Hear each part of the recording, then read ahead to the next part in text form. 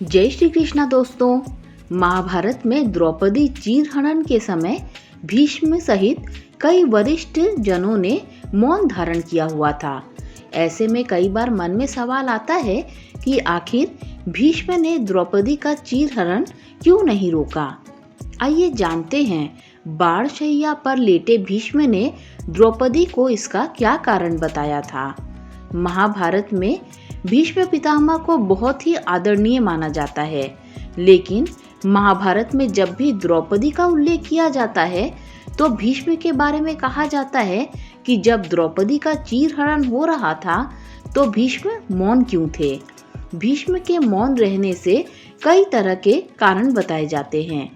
कुछ लोगों का मत है कि भीष्म द्रौपदी को पसंद नहीं करते थे, इसीलिए द्रौपदी के साथ हो रहे अत्याचार को देखते हुए भी भीष्म चुप रहे। लेकिन वेदव्यास रचित महाभारत में इसके कारण का उल्लेख भी किया गया है।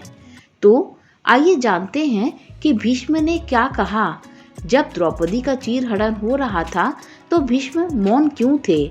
बाणशैया पर लेटे हुए भीष्म ने द्रौपदी को खुद इसका कारण बताया था। महाभारत महाकाव्य के अनुसार भीष्म पितामह जब कुरुक्षेत्र की रणभूमि पर बाणशैया पर लेटे हुए थे तो द्रौपदी ने भीष्म के पास आकर हाथ जोड़कर कहा, पूज्य पितामह जी, आपको इस अवस्था में देखकर मुझे बहुत ही पीड़ा हो रही है।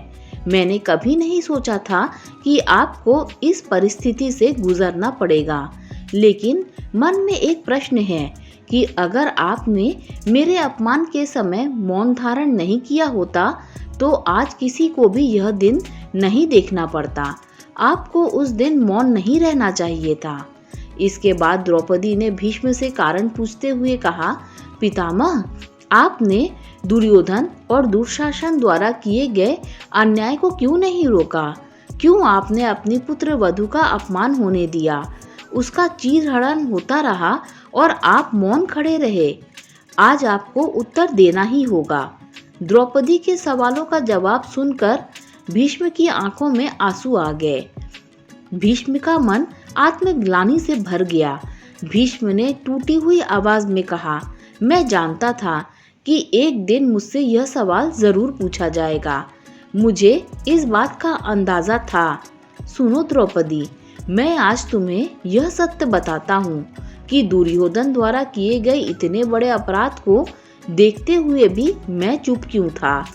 भीष्म ने द्रौपदी को बताया था कि जिस समय मैं कौरवों की राज्यसभा में था, मैं दुर्योधन का दिया अन्न खा रहा था, जिसे दुर्योधन ने पाप कर्मों से कमाया था। इस कारण से मैं दुर्योधन का अन्न नमक खाने की वजह से उसके अधीन हो गया था। मैं चाहकर भी कुछ नहीं कह पाया। दूसरी बात यह है कि हम जिस भी इंसान का अन्न खाते हैं, कहीं ना कहीं उसका प्रभाव हमारे मन मस्तिष्क पर पड़ता ही है। मेरे साथ भी कुछ ऐसा ही हुआ। भीष्म का उत्तर सुनकर द्रौपदी को बहुत आश्चर्य हुआ।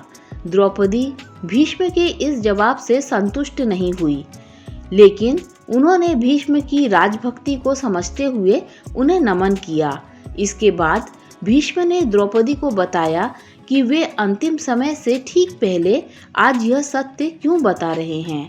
भीष्म ने द्रौपदी से कहा, द्रौपदी, मैं अपनी मृत्यु से पहले यह बात बताकर ही इस संसार से विदा होता, लेकिन मैं कुछ समय की प्रतीक्षा कर रहा था, जिससे कि मैं ऋण मुक्त होकर इस सत्य को बता सकूं।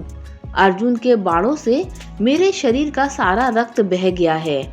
मेरा रक्त दुर्योधन के दिए हुए अन्न से ही बना था। अब क्योंकि मेरे शरीर में रक्त नहीं बचा है, इसीलिए मैं दुर्योधन के अन्न के प्रभाव से मुक्त हो गया हूँ। अब समय आने पर मैं अपने जीवन का सबसे बड़ा सत्य बता रहा हूँ। महाभारत में भीष्म को ज्ञानी माना जाता है। भीष्म इस बात को अच्छी तरह से जानते थे कि आगे कलयुग का आगमन होने वाला है। इस कारण से महाभारत में हुई घटनाएं यहीं पर समाप्त नहीं होंगी, बल्कि कुछ बुरी घटनाएं कई बड़े स्तर पर बढ़ती ही जाएंगी। कुरुक्षेत्र में हुए रक्त रंजित युद्ध का प्रभाव युगों तक लोगों पर रहेगा। बुरे लोगों में और भी ज्यादा नकारात्मकता आती जाएगी।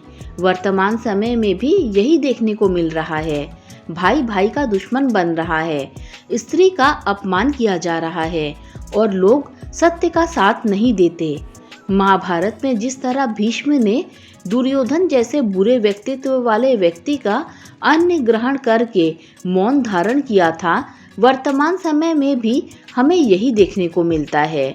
आज भी भले लोग अगर बुरे लोगों के यहाँ काम करके उनका दिया अन्न ग्रहण करते हैं तो उन पर अन्न का कर्तव्य निभाने की एक जिम्मेदारी बन जाती है। इस कारण से उन लोगों के गलत करने पर भी अन्न खाने वाला व्यक्ति बुरे लोगों का विरोध नहीं कर पाता। इस कारण से कहा जाता है कि बुरे कर्म करने वाले लोगों का अन्न कभी नहीं ग्रहण करना चाहिए और ना ही ऐसे लोगों का साथ देना चाहिए।